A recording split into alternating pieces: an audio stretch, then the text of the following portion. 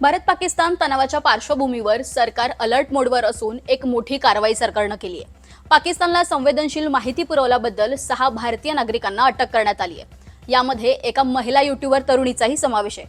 कोण आहे ही तरुणी, तिने नेमकं काय केलं आणि तिला कसं पकडलं, पाहूयात। भारताची हेरगिरी करून पाकिस्तानला गोपनीय माहिती पुरवल्याच्या आरोपाखाली हरियाणातून एका महिला युट्यूबरला अटक करण्यात आली आहे। हिसारची रहिवासी असलेली ज्योती मल्होत्रा असं या महिला युट्यूबरचं नाव आहे। ट्रॅव्हल विथ जो या नावाने तिचं यूट्यूब चॅनल आहे। याआधी कैथिली येथून एका युवकाला पोलिसांनी अटक केली होती। या महिला युट्यूबरला पानिपत येथून अटक करण्यात आली आहे। हरियाणा आणि पंजाब पोलिसांनी आतापर्यंत भारताची हेरगिरी करणाऱ्या एकूण 6 लोकांना अटक केली आहे। पोलीस सूत्रांकडून मिळालेल्या माहितीनुसार आरोपी महिला युट्यूबर आणि इतर लोक पाकिस्तानच्या ISIच्या संपर्कात होते। हिसारची रहिवासी असलेली ज्योती मल्होत्राचे इंस्टाग्रामवर 1,31,000 फॉलोवर आहेत। इंस्टाग्रामवर ज्योतीने गेल्या वर्षी पाकिस्तानला भेट दिल्याचे अनेक व्हिडिओही शेअर केलेत। याशिवाय तिने दुबईसह इतर देशांमध्ये सुद्धा प्रवास केलाय। ज्योतीच्या प्रोफाईलनुसार तिने कुरुक्षेत्र विद्यापीठातून शिक्षण घेतलंय। पोलिसांनी हिसार पोलीस ठाण्यात दाखल केलेल्या FIR मध्ये या प्रकरणाची माहिती देण्यात आली आहे।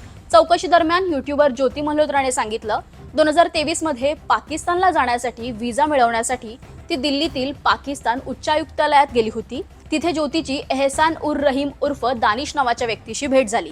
या भेटीदरम्यान दानिशने तिचा मोबाईल नंबर घेतला आणि त्यानंतर त्यांच्यामध्ये बोलणं सुरू झालं। ज्योतीने 2 वेळा पाकिस्तानचा दौरा केलाय आणि दानिशच्या ओळखीतल्या अली नावाच्या व्यक्तीनेच पाकिस्तानमध्ये तिच्या फिरण्याची आणि राहण्याची व्यवस्था केली होती। अलीने तिची पाकिस्तान गुप्तचर अधिकाऱ्यांशी भेट घडवूनही दिली होती। त्यानंतर शाकीर आणि राणा शहबाज यांच्याशीही ती भेटली होती। जेव्हा ती भारतात परतली तेव्हा व्हॉट्सॲप, स्नॅपचॅट आणि टेलिग्रामच्या माध्यमातून ती त्यांच्या संपर्कात राहिली। आता या काळात ज्योती दानिशलाही अनेक वेळा भेटली।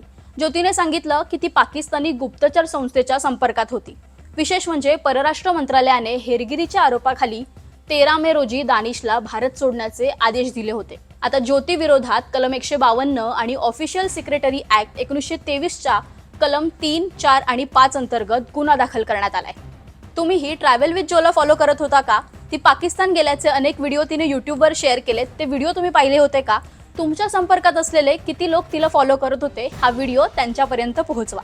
आणि अशाच व्हिडिओसाठी न्यूज 18 लोकमतला फॉलो करा।